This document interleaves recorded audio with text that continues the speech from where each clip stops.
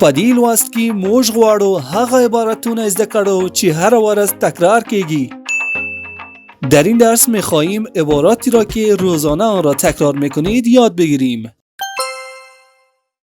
السلام علیکم څنګه ګرانو دوستانو، زه شیم ایله لرم چې تاسو هم ښه یاست.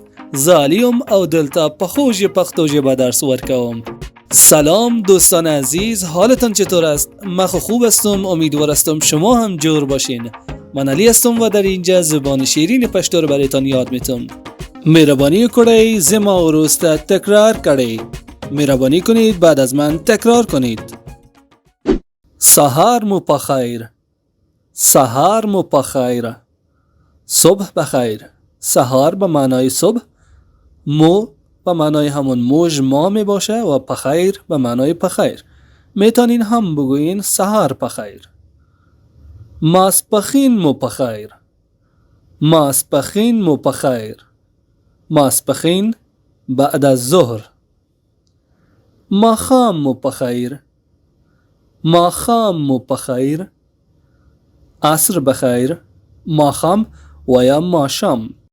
در اینجا ما دو تلفظ داریم که شامل حروف خاص زبان پشتو میشه که ما ایره در درس حروف خاص زبان پشتو به صورت مکمل یاد دادیم که اگر ایره ندیدین در اینجا ما لینکش براتون میمونم و حتما برین تماشا کنین تا بهتر یاد بگیرین.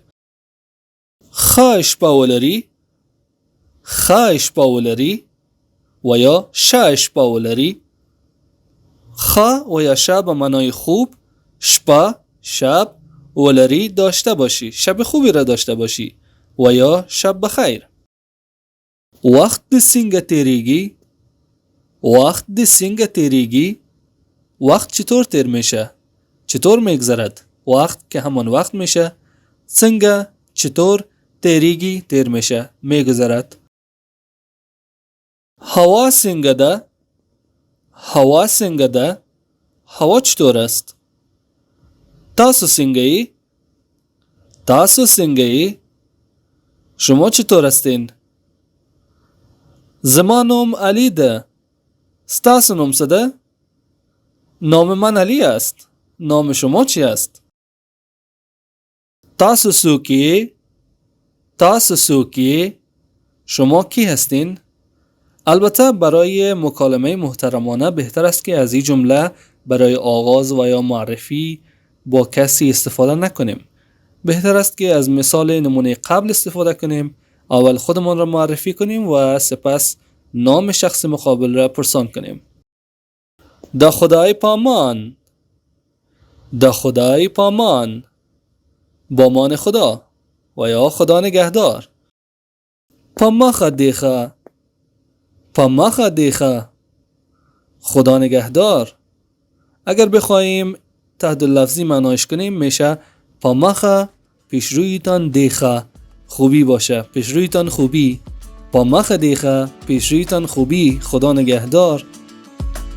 خب دوستان عزیز، این هم درس جدید ما بود برای شروع یک مکالمه. چگونه میتوانیم گپمان را آغاز کنیم.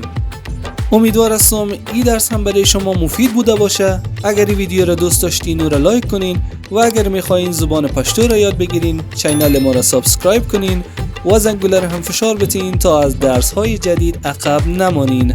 تا درس آینده، پامخ دیخه، ده خدای پامان.